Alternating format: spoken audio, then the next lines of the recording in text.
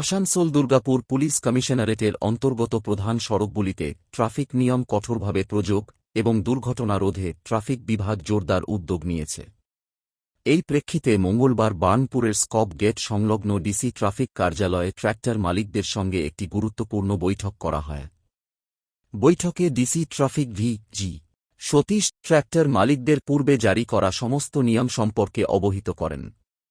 পাশাপাশি তিনি নির্দেশ দেন, আগামী ৩০শে এপ্রিলের মধ্যে সমস্ত ট্র্যাক্টরের প্রয়োজনীয় কাগজপত্র সম্পূর্ণ করতে হবে।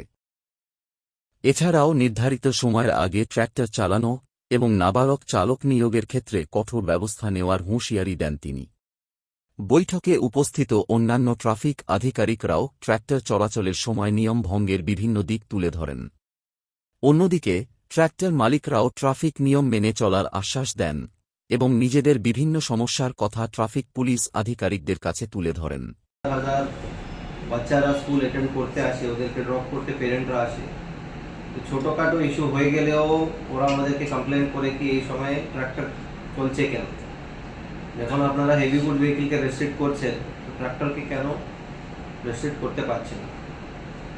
আর একটা জিনিস, যে ট্রাক্টরকে আমি নিজের চোখে দেখেছি, আমরা সবাই দেখি সবসময়, কি অনেকবারই আমরা দেখছি যে হুহু করে একদম স্পিডে চালানো।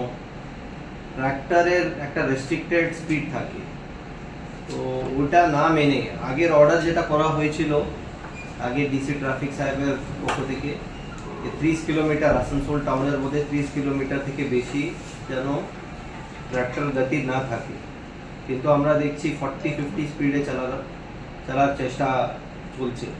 তো আমরা দেখছি কি ম্যাক্সিমাম সময় কিন্তু ওটা ফলো হচ্ছে না। ট্রাক্টর এমন আছে যার ড্রাইভারের প্রপার ড্রাইভিং লাইসেন্স, কিন্তু সে গাড়ি চালাচ্ছে। এবার যদি প্রপার ট্রেন লাইসেন্স না থাকে, তাহলে একটা অ্যাক্সিডেন্টের সম্ভাবনা সবসময় থেকে যাচ্ছে।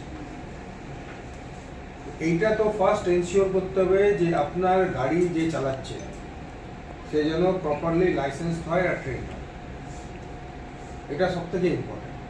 2 নম্বর দেখা যাবে, আপনি যদি ট্রাক্টরগুলো চেক করেন, কেউ গাড়ির মধ্যে কাগজপত্র রাখেন না। হয়তো দেখা যাবে গাড়ির কাগজপত্র অনেকেরই ঠিক আছে, অনেকের ফেল আছে, কিন্তু গাড়ির মধ্যে গাড়ির কাগজপত্র রাখা দরকার।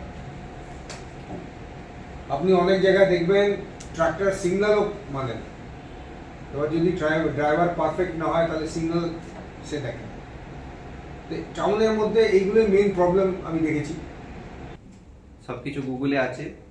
মাইনার ছেলেকে যদি আমরা ধরি, ওর পেরেন্টস আর গাড়ির ড্রাইভার মানে গাড়ির ওনার, এই দুজনের দায়িত্ব থাকবে। যেহেতু ওটা কমার্শিয়াল ভেহিকেল, আপনাদের দায়িত্ব অনেকটাই বেশি।